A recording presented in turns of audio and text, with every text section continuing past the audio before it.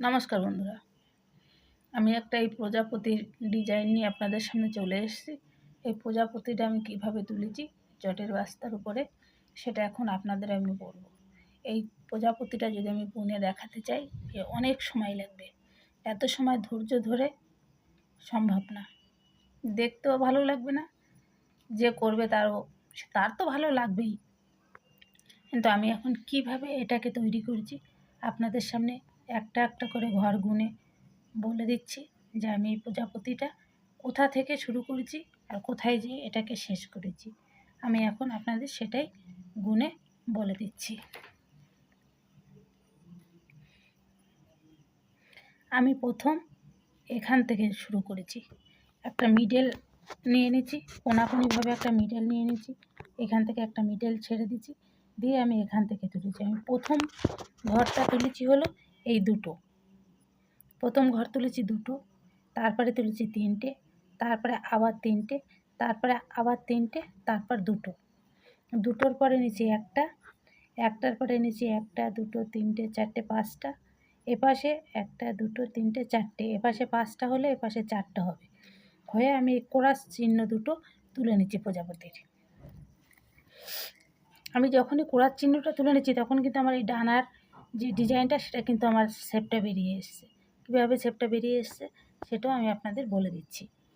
এইখানে যখন আমি এই তিনটে তিনটে করে তুলে এই ঘরগুলো আমি কমপ্লিট করে প্রজাপতির দেহটাকে তৈরি করে নিয়েছি, তখন আমি এখান থেকে চলে গেছি। প্রথম আমি এখান থেকে একটা দুটো তিনটে, আমি তিনটে ঘর এখানে বাদ দিয়েছি, একটা দুটো তিনটে, এই ঘরটার পরে তিনটে ঘর বাদ দিয়েছি। তিনটে ঘর বাদ দেওয়ার পরে আমি ডান দিকে চলে এসেছি। 1 2 3 4 5 6 7 8 9 10টা ঘর তুলে নিয়েছি।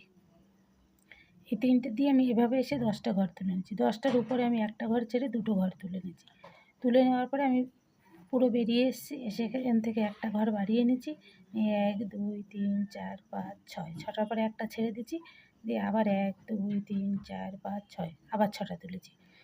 6টা তোলার পরে আমি এখানে আবার একটা ঘর বাড়িয়ে নিয়েছি, নিয়ে 1 2 3 4 5 6, যেটা আমি দিলাম সেটাকে আমি আবার এই ছেড়ে দিয়ে আবার 1 2 3 4 5 6টা, আবার 6টা, তারপরে আমি এখানে সমান সমান দুটো ঘর রেখে দিচ্ছি। এই যে সমান সমান দুটো ঘর, একটা দুটো রেখে দিয়ে আমি এখানে আবার একটা দুটো তিনটে চারটে পাঁচটা, একটা ঘর ছেড়ে দিয়ে তিনটে, তিনটের পরে 1 2 3 4 5 6টা নিচ্ছি। 6টা নেওয়ার পরে তারপরে আমি আবার এই দুটো ঘরের পরে একটা ঘর ছেড়ে দিয়ে একটা ঘর ছেড়েছি, ছেড়ে দুটো ঘর নিচ্ছি, আবার এখানে একটা ঘর ছেড়ে দুটো ঘর নিচ্ছি, আবার দুটো ঘর ছেড়ে 1 2 3 4 5টা ঘর নিচ্ছি।